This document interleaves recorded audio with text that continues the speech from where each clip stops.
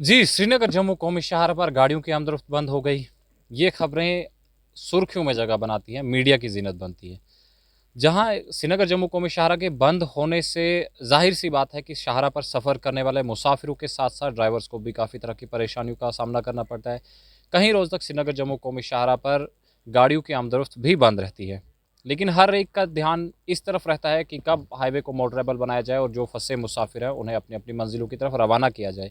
लेकिन इसके साथ-साथ हाईवे के बंद होने का, लैंडस्लाइड्स का, शूटिंग स्टोन्स का, मड स्लाइड्स का, हाईवे का कुछ एरिया सिंक होने का, एक और भी पहलू है जिस पर हमने कभी नज़र दौड़ाई नहीं और ना ही कभी हमने इस चीज़ को देखा। आज हमारे साथ कुछ लोग हैं, हम इनसे बात करेंगे क्योंकि हाईवे का कुछ एरिया सिंक जो ढलवास के मकाम पर हुआ था लगभग अगस्त के महीने में, उस वक़्त वहाँ पे प्रोटेस्ट भी किया गया था वहाँ के जो मकामी लोग थे उनकी तरफ से, क्योंकि उनके जो रिहायशी मकानात थे, रेज़िडेंशियल हाउसेज़ थे, उनमें दरारें पड़ी थी, शगाफ पड़ गए थे, नाकाबिले रिहाइश होकर रह गए थे और उसके कुछ दिनों बाद वहाँ पे कई सारे रेज़िडेंशियल हाउसेज़ ऐसे भी थे जो पूरी तरह से मुनहदिम हो चुके हैं, यानी टूट गए हैं, डैमेज हो गए हैं। अब कुछ लोग हमारे साथ हैं, हम इनसे बात करेंगे कि क्या मुश्किलात हैं इनकी, क्या प्रॉब्लम्स हैं इनकी। जी, बताएँ क्या प्रॉब्लम है आपकी? आज यहाँ आप आए हैं, एडमिनिस्ट्रेशन की तरफ से आपको क्या बताया जा रहा है और आप किस वक़्त किस तरह की मुश्किलात में अभी मुब्तला हैं?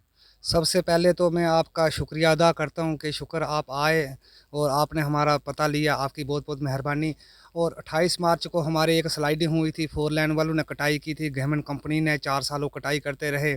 और 28 मार्च को एक स्लाइडिंग आई, वहाँ पर 40 घर थे जो वो बिल्कुल ज़मींदोज़ हो गए और रात को बहुत मुश्किल के साथ हमने अपनी जान बचाई थी। तो मुश्किल के साथ दूसरे दिन डीसी साहब आए, उन्होंने कहा कि आप अपनी-अपनी जान बचाओ, अपने-अपने परिवार को बचाओ और आप कहीं किराए पे बैठो, कोई बिल्डिंग लो, कोई मकान लो, कोई किसी का जो भी किराया होगा हम देंगे आपको और जो आपका नुकसान हुआ हम इसकी पूरी भरपाई करेंगे, आप चिंता मत करो। और हमने मुश्किल के साथ अपनी जान बचाई थी।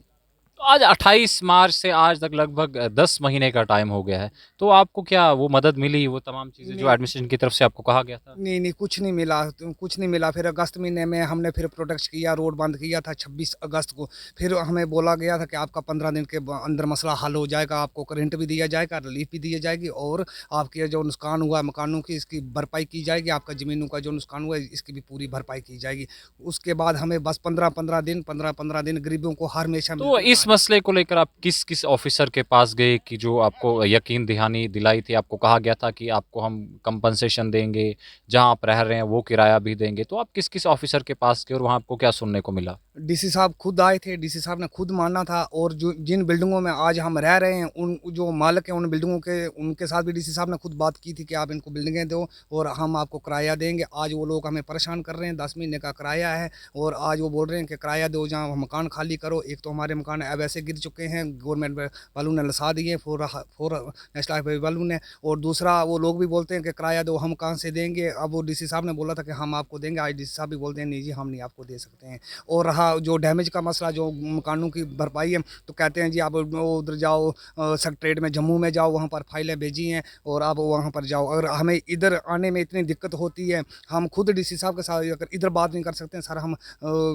सेक्रेटेरिएट में कब जाएँगे, कहाँ जाएँगे? गरीब आदमी, हमने अपना बाल-बच्चा पालना है, जहाँ इनके पीछे फिरना है सर। जो हमने अपनी ज़िंदगानी में बनाया था, हमारे छोटे-छोटे बच्चों के जो सपने थे, वो आशियाना तो वो तो इन्होंने लसा दिया तो सर। चलिए नाज़रीन, ये वो शख्स हैं जिनके मकानात ढलवास लैंडस्लाइड की ज़द में आए थे, पूरी तरह से वो डैमेज हो गए और अब नाकाबिले रिहाइश होकर रह गए हैं। 10 महीने से मुख्तलिफ दफ़ातरों के चक्कर काट रहे हैं, लेकिन कहीं से भी कोई मदद नहीं मिल रही। हालाँकि यकीन दहानियाँ दी, लेकिन जब हम देखें कि मदद इन्हें की हुई है या नहीं हुई है, वो ये खुद बता रहे थे अभी तक कि क्या मुश्किलात हैं इनकी। जी बताइए, क्योंकि 10 महीने का सफ़र है। 10 महीने हो गए आपके जो मकानों में दरारें पड़ी हुई, शगाफ पड़े हुए। उसके बाद शिद्दत की गर्मी की बात करें और फिर आज सर्दी की बात करें। किस तरह से आपकी ज़िंदगी गुज़र रही है? सर, मैं आपको बताता हूँ, मेरा नाम रोहित शर्मा है, पंचायत डलवास से हूँ, मैं सफ़रिंग फैमिलीज़ में से हूँ। हमारे भी घर लैंडस्लाइड में गए थे और तब से लेके आज तक गवर्नमेंट ने सिर्फ हमें डेट दी है। वैसे तो कोड देता है तारीख पे तारीख, लेकिन इस बार उल्टा हुआ, एडमिनिस्ट्रेशन ने हमें तारीख पे तारीख दी और हम वैसे ही करते रहे। लेकिन जब भी आते थे 15 डेज़ का टाइम देते थे। आज ऑलमोस्ट 1 साल होने को है, लेकिन अभी भी हमें पूरा पता नहीं है कि हमें कौन दिलाएगा, कैसे होगा।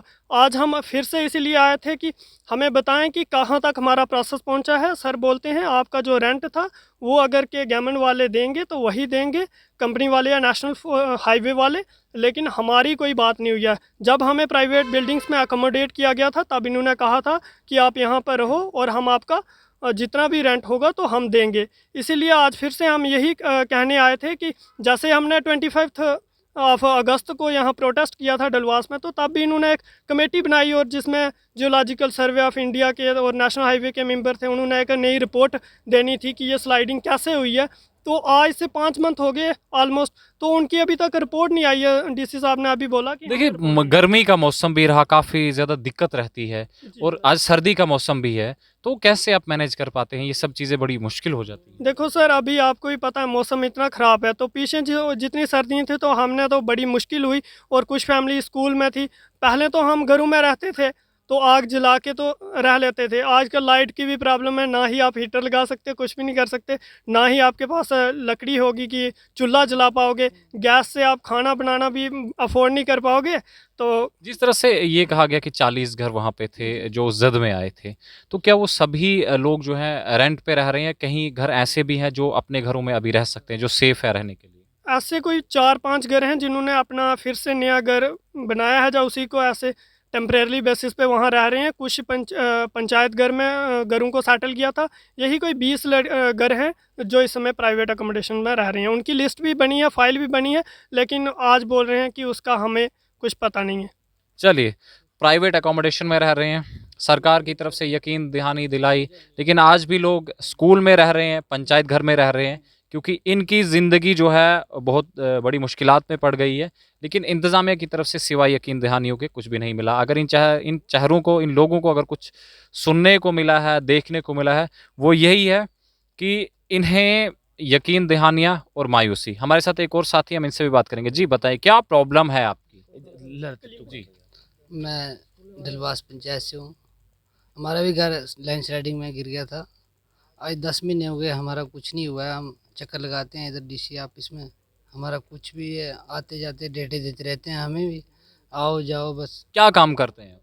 मैं तो एक छोटी मोटी गाड़ी चलाता हूँ।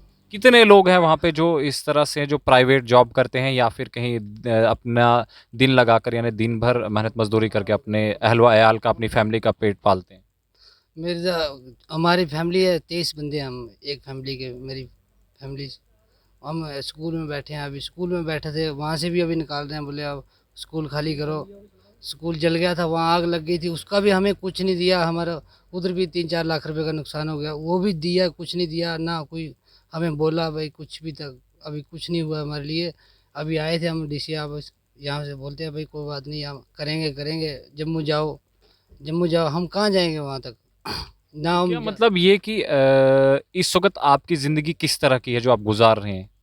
इस तरह की ज़िंदगी तो मैं कहता हूँ कि हमारे दुश्मन को ही ना पड़े, जिस तरह की हम काट रहे हैं। एक तो हम अंगारों में खड़े हैं, अभी अंगारों में हमारे बच्चे बीवी, ऐसे हम छोटे छोटे बच्चे हैं जो खज्जल हैं, बिल्कुल खज्जल से बैठे हैं हम। ना बिस्तरा है, ना कोई बर्तन है, हमारे बर्तन भी बर्तन तक जल गए हैं, हम स्कूल में आग जो लगने की वजह से। चलिए नाज़रीन, ये इनका कहना है कि आशियाने उजड़ गए, लेकिन अभी तक कहीं से कोई मदद न मिली, इमदाद न मिली। हमारे साथ एक और साथी, हम इनसे भी बात करेंगे। जी बताएं, क्या मुश्किलात हैं आपकी? कब से आप इस मुश्किलात का शिकार है, इस मुश्किल का शिकार? 10 महीने से मुश्किलात में चल रहे हैं। बीवी बच्चे ऐसे कहीं टेंट लगाए हैं, कहीं कुछ किया है, तो बस ना कुछ खाने का बनता है, ना कुछ पीने के लिए बनता है। तो बस यहाँ आए थे रामबन में एडमिशन में, तो वो ये बोल रहे हैं कि भाई हमारी तरफ में कुछ नहीं है। आज तक हमें दिलासा देते थे भी कर देंगे। आज तो इन्होंने क्लियर कर दिया कि आज तो मिला कुछ भी नहीं? मिला कुछ भी नहीं। आज क्या बताया गया आपको? बोलते हैं हम कुछ नहीं दे सकते हैं, गवर्नमेंट देगी तो हम भी तो देंगे। अगर आपको मदद नहीं मिलती है तो आप आगे क्या करेंगे? नेशनल हाईवे बंद कर देंगे।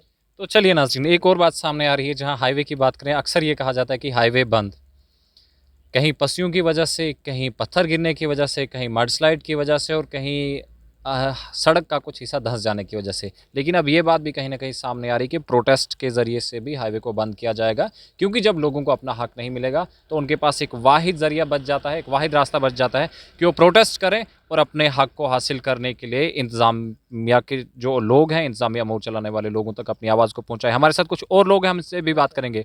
जी बताएं, क्या प्रॉब्लम है आपकी, कहाँ से आपका ताल्लुक है, क्या नाम है आपका? मेरा नाम मोहम्मद कलीम है सर। क्या प्रॉब्लम है आपकी? बस ये सर, हमारे घर भी गए हैं स्लाइड में, स्कूल में रह रहे हैं, स्कूल भी जल गया, अब दूसरी साइड शिफ्ट कर गए, अब बोले स्कूल से भी नीचे चले जाओ।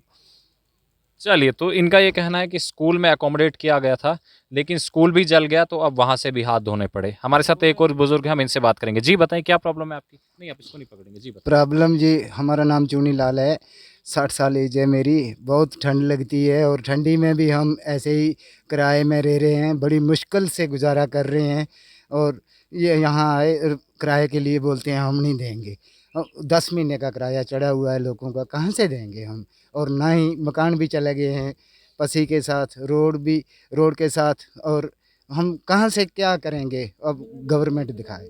आपके साथ और कौन लोग हैं जो वहाँ पे रह रहे हैं? और बहुत लोग हैं हमारे साथ किराए पे रहने वाले।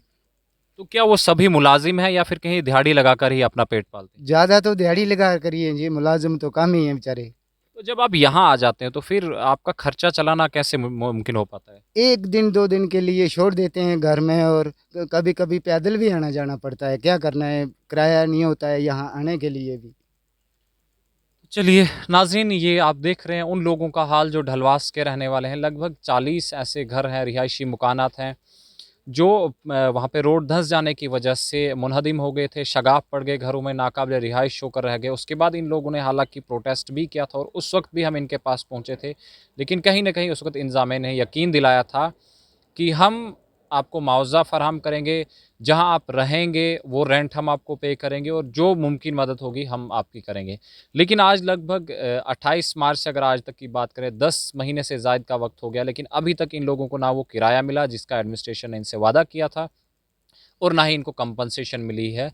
और कुछ लोग तो ऐसे हैं जो इस काबिल हैं कि वो अपने नए स्ट्रक्चर्स बना सके अपने रिहाइश के लिए, लेकिन इन लोगों को जहां पंचायत घर और स्कूलों में अकोमोडेट किया था, लेकिन अब स्कूल की बिल्डिंग भी जलकर राख में तब्दील हो गई, तो कहीं ना कहीं लोगों की मुश्किलात में मज़ीद इजाफा हो गया है।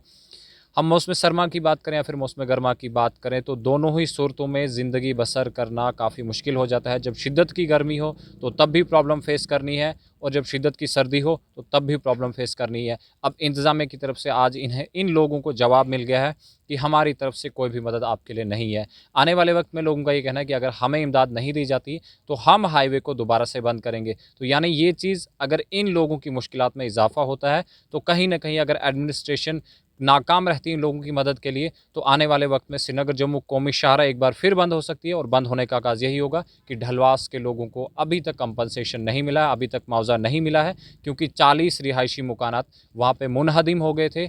और जिसका काज ये लोग ये बता रहे हैं कि जो वहाँ पे 4 लेनिंग के प्रोजेक्ट की कंस्ट्रक्शन हुई थी वही है, लेकिन एडमिनिस्ट्रेशन इस तरफ संजीदा नहीं, NHAI इस तरफ संजीदा नहीं। और यही वजह है कि 10 महीने से ये जो ढलवास के लोग हैं मुसलसल मुश्किलात का शिकार है। अब इंतज़ामिया इस तरफ तवज्जो नहीं दे रही, तो कहीं ना कहीं लोगों की मुश्किलात में मज़ीद इजाफा होता जा रहा है। हमारी रिपोर्ट के बाद भी इंतज़ामिया की आंखें खुलती है कि इन लोगों की कोई मदद हो पाती है या नहीं। जहां एडमिनिस्ट्रेशन के दावे किए जाते हैं कि हाईवे पर स्मूथली व्हीकुलर मूवमेंट चलाया जाएगा, अगर हाईवे पर स्मूथली व्हीकुलर मूवमेंट चलाना है तो कहीं ना कहीं प्रोटेस्ट पर जा रहे लोगों को रोकना है, और वो इस तरह से रोका जा सकता है कि इन्हें मुआवजा दिया जाए ताकि ये भी मामूल की ज़िंदगी बसर कर सकें।